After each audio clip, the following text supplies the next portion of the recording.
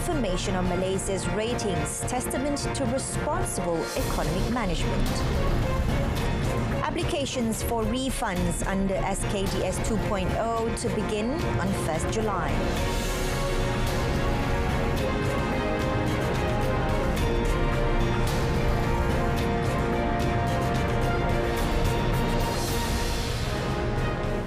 Good evening and Salam Malaysia Madani. Thanks for joining us. I'm Renee Fong and you're watching Malaysia Tonight. The reaffirmation of Malaysia's sovereign credit ratings and positive economic outlook by S&P Global Ratings, S&P and Fitch Ratings, Fitch, is a testament to the government's responsible economic management and how the Madani economy reform agenda is delivering positive results. Prime Minister Datuk Sri Anwar Ibrahim, who is also Finance Minister, said this include the continuous reforms across institutions to enhance ease of doing business and competitiveness. Further to that, progress continues on projects and policy reforms within the Industrial Master Plan 2030, the National Energy Transition Roadmap and the mid-term review of the 12th Malaysia Plan. Elaborating further through a statement released by the Finance Ministry, Datuk Sri Anwar said with a buoyant labour market and stronger trade and investment performance already pushing the first quarter 2024's gross domestic GDP growth beyond market expectations to 4.2%. The government is confident that the full year 2024's economic growth will be within its official growth target range of 4 to 5%. The government will begin accepting applications for refunds from recipients of the subsidised diesel control system SKDS 2.0 on 1st July.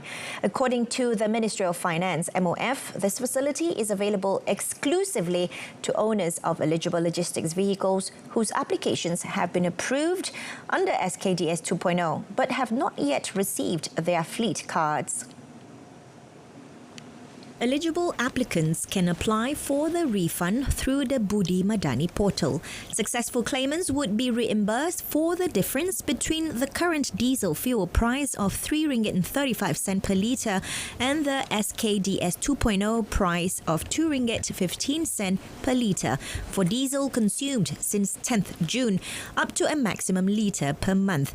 Second Finance Minister Datuk Sri Amir Hamzah was quoted as saying that the refund mechanism aims to assist eligible logistics businesses in line with the targeted diesel subsidy mechanism, thus minimising the risk of inducing price increases for essential goods. The minister also said that it is important to reiterate that the government is committed to ensuring those eligible for assistance will be able to access the benefits of such assistance and that the implementation of the targeted diesel subsidy scheme runs smoothly. The Ministry of Domestic Trade and Cost of Living KPDN will strictly enforce the order to prohibit repeated sales of diesel and RON 95 petrol in an effort to curb smuggling of the fuel to deal with fuel subsidy leakages. KPDN Enforcement Director General Dato' Azman Adam said a letter has been sent to all petrol station operators in Perlis regarding the prohibition of the repeated sale of fuel on the same day, which will take effect immediately after Kelantan. Kami ada pelbagai cara, pelbagai kaedah lah untuk mengesan pergerakan tu. Sebab macam saya tegaskan tadi, kalau untuk negeri Kedah, Kelantan, Perlis dan juga Perak ni, kami tempatkan pegawai dekat ICQS. Kami tempatkan pegawai juga dekat stesen minyak. Dan kami juga akan mula menguatkuasakan penggunaan CCTV dekat stesen-stesen minyak. Speaking to reporters after handing over the supply controller's directive to 39 petrol station owners in Perlis today, Dato' Azman said if it is found that the operators of the gas station are in default and colluding with the party who misappropriated the fuel, they will be subject to license suspension or cancellation. The 50 million ringgit allocation provided under the Bank Rakyat Indian Entrepreneur Financing Brief I aimed at micro, small and medium enterprises, MSMEs, is expected to be fully utilised by August or September. Deputy Entrepreneur Development and Cooperatives Minister Dato' R. Ramanan said this is because 10% of the fund had already been disbursed to eligible entrepreneurs since it was launched on 5th June. We would really finish this 50 million unless you defer, because why, in a span of, as I said, 14 days, you have already hit 10% of the amount. So based on that trajectory, I foresee August or September. The Deputy Minister said the Ministry, in collaboration with Bank Rakyat, has approved 43 applications for financing totaling 3.8 million ringgit, while another 135 applications are being processed involving a financing amount of 5.7 million ringgit.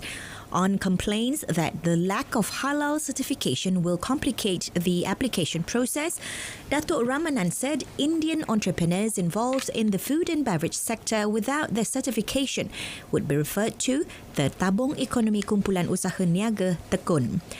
Brief I is designed to help Indian entrepreneurs involved in MSMEs with their working capital and allow them to expand their businesses. Bank Negara Malaysia or BNM's Financial Markets Committee FMC said the ringgit does not reflect Malaysia's strong macroeconomic fundamentals such as robust gross domestic product GDP growth and moderate inflation. The committee noted that the ringgit has significant potential to appreciate and be among the top beneficiaries of US interest rate cuts, given the excessive movement during the rate hike cycle. According to the FMC, broad dollar strength had been observed recently as market participants adjusted their expectations from 6 US rate cuts earlier in the year to only 1 to 2 in 2024, contributing to volatility in the market. It said despite expectations of only 1 to 2 US Federal Reserve FED rate cuts in 2024, the ringgit has remained resilient, depreciating by only 2.6% against the dollar year to date, ranking third among 10 regional currencies. The FMC also acknowledged Malaysia's continued commitment to structural reforms, that the diesel subsidy rationalisation was noted to be well received and served to combat leakages and reinforce the government's commitment to fiscal discipline. The committee said the government's recent efforts to attract high-quality investments have been successful in attracting new foreign direct investments, FDI. And adding to that, Malaysia's official reserve assets totaled $113.59 billion, with additional foreign currency assets at $5 million by the end of May this year. According to Bank Negara Malaysia (BNM), the detailed breakdown of international reserves provides forward-looking information on the size, composition, and usability of reserves and other foreign currency assets in accordance with the International Monetary Fund's (IMF) Special Data Dissemination Standard (SDDS) format. It also provides guidance on the expected and potential future inflows and outflows of foreign exchange by the federal government and BNM over the next 12-month period. BNM said for the next 12 months, the predetermined short-term outflows of foreign currency loans, securities and deposits, which include, among others, the scheduled repayment of external borrowings by the government and the maturity of foreign currency Bank Negara interbank bills, amounted to $16.19 billion. In line with the practice adopted since April 2006, the data excludes projected foreign currency inflows arising from interest income and the drawdown of project loans. BNM noted that the only contingent short-term net drain on foreign currency assets is government guarantees of foreign currency debt due within 1 year, amounting to $400.8 million.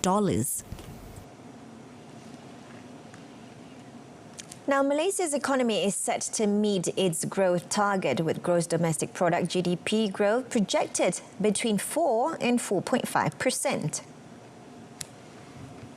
Malaysian Rating Corporation Berhad MARC said an upside to growth would emanate from the potential for faster project implementation under multiple development blueprints. However, sustaining private spending growth is challenged by consumer expectations of higher inflation due to the ongoing rationalization of subsidies. MARC said while the tourism sector registered higher growth in the first 4 months of 2024, sustaining the rebound requires continued enhancement of tourism policies amid higher competition from ASEAN peers. Besides, it said Malaysia's disinflationary trend has ended, although the inflation rate has remained relatively mild, with inflation in the first quarter of 2024, 1Q 2024, rising to 1.8% from 1.5% in 4Q 2023. Additionally, MARC said geopolitical uncertainties increase risks to inflation, alongside volatility in commodity prices and rising costs through the supply chain. However, it opined that sustained inflation and growth in Malaysia should enable Bank Negara Malaysia the scope to keep the overnight policy rate unchanged at 3% for 2024. Malaysia's export prices in May 2024 increased by 0.7% from 149.2 points in the previous month to 150.3 points. The Department of Statistics Malaysia DOSM, in its External Trade Indices May 2024 report released today, said Malaysia's terms of trade also increased by 0.7% month-on-month MOM to 114.8 points. Chief Statistician Malaysia, Datuk Sri Dr. Muhammad Uzair Mahidin, said the rise in the Export Unit Value Index in May 2024 was due to the increase in the index of mineral fuels by 1.5%, chemicals 0.5%, and machinery and transport equipment 0.3%, among others. Meanwhile, DOSM said the import volume index grew by 10.3% in May 2024 as compared to April 2024, attributed to the increase in the index of mineral fuels by 26.0%, machinery and transport equipment 10.9%, and manufactured goods 6.0%. It said the seasonally adjusted import volume index went up by 20.9% from 182.6 points to 220.9 points. DOSM said the year-on-year YOY comparison showed that the import unit value index and volume index expanded by 2.4% and 11.1% respectively. Pengurusan Air Selangor Sdn Berhad Air Selangor recorded revenue of 2.82 billion ringgit in 2023, marking an increase of 15.1% from the 2.45 billion ringgit recorded in the previous year. Air Selangor's acting CEO Abbas Abdullah said the increase was due to the water service provider's various operational revenues. He stated that Air Selangor will maintain its long-term investments in water supply management for its 9.3 million users in Selangor, Kuala Lumpur and Putrajaya. Abbas emphasised that appropriate and holistic tariff adjustments can ensure continuous improvement in service quality. Air Selangor recorded capital expenditure (CAPEX) of 0.56 billion ringgit in 2023 compared to 2.68 billion ringgit in 2022, of which the majority was spent on the Stage 1 Desalinated Water Supply Scheme project in 2022. Abbas said until the end of last year, Air Selangor had issued 6 sustainability sukuk amounting to 3.13 billion since the first issuance on 29th October 2021. The government has agreed to make the Integrity and Anti-Corruption course, KIA, a mandatory module in all technical and vocational education and training TVET institutions nationwide. The Malaysian Anti-Corruption Commission MACC announced today that the matter was decided at the TVET Council meeting chaired by Deputy Prime Minister Datuk Sri Dr. Ahmad Zahid Hamidi on 20th May. MACC in a statement said it will also provide trainers for the Training of Trainers program and lecturers for technical modules related to the MACC Act 2009. MACC Deputy Chief Commissioner Prevention Datuk Sri Norazlan Muhammad Razali stated that the Commission is aware of the government's intention to strengthen the TVET sector to align with the Industrial Revolution 4.0. He said the module is integrated into the existing TVET curriculum as an ongoing effort to cultivate a workforce and entrepreneurs who uphold integrity and do not engage in any corrupt practices in their business dealings. Datuk Sri Nur Azlan explained that this initiative aligns with Strategy 1 of the National Anti-Corruption Strategy 2024 to 2028 to educate vocational trainees on the virtues of ethics, good values, and anti-corruption. The Cybersecurity Bill 2024 is scheduled to be gazetted in the third quarter of this year. Minister in the Prime Minister's Department for Federal Territory, Dr. Zaliha Mustafa, said the effective date of gazetting can only be set after the process of drafting related regulation is completed and a draft is approved by the Attorney General's Chamber. In a written reply to the Dewan Rakyat on the Parliament website today, Dr. Zaliha said the National Cybersecurity Agency under the National Security Council, NACSA, has identified 4 regulations and is in the process of drafting them. She said the regulations include that any person providing cybersecurity service obtain the Cybersecurity Service Provider License, compounding of offences, risk assessment and audit, and the notification of cybersecurity incidents. She said the bill will be enforced to convince the people that the cyber environment in the country is safe from any form of cyber attack. The Cybersecurity Bill 2024 was passed by the Dewan Rakyat last 27th March and the Dewan Negara on 3rd April. It is aimed at enhancing the nation's cybersecurity through compliance with specific measures, standards, and processes in managing cybersecurity threats.